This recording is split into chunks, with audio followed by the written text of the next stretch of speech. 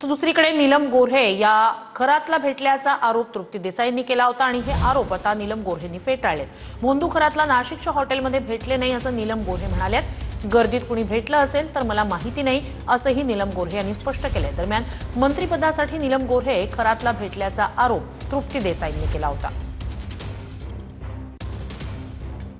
खरातला नाशिकच्या हॉटेलमध्ये भेटले नाही असं स्पष्टीकरण नीलम गोऱ्हेंनी दिलंय। नीलम गोऱ्हे मंत्रिपदासाठी खरातला भेटल्या होत्या आणि त्यांनी खरातकडे भविष्य बघितलं होतं असा आरोप तृप्ती देसाईंनी केला होता।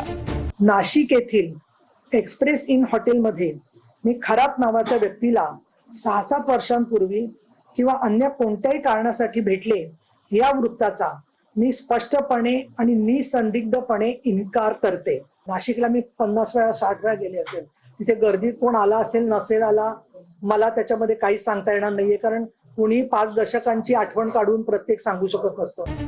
तृप्ती देसाईंकडे पुरावे असतील तर त्यांनी ते दाखवावेत असं चॅलेंज नीलम गोऱ्हेंनी दिलंय। विधान परिषदेमधल्या शेवटच्या भाषणामुळे काही लोक दुखावले गेले आहेत असा दावाही गोऱ्हेंनी केलाय। कुणीही जेव्हा व्यक्ती आरोप करते तर त्यावेळेला त्यांच्याकडून काहीतरी आधार मिळवणं अपेक्षित असतं, परंतु बऱ्याच वेळेला असं होतं की SIT ची खरंच चौकशी चालू आहे, तर ज्यांच्याकडे काही तसे पुरावे असतील तर त्यांनी SIT कडे द्यायला पाहिजे। काही लोक शेवटचं निरोपाचं भाषण जे मी केलं त्याच्यामुळे फार दुखावलेलं आहे, त्यामुळे त्यांचं एक म्हण आहे की दुखत असेल पोट आणखीन दाखवतात डोकं, तसं सुद्धा असू शकतं। सातारा जिल्हा परिषद निवडणुकीच्या वादानंतर नीलम गोऱ्हेंनी साताराच्या एसपींना निलंबित करण्याचे आदेश दिले होते।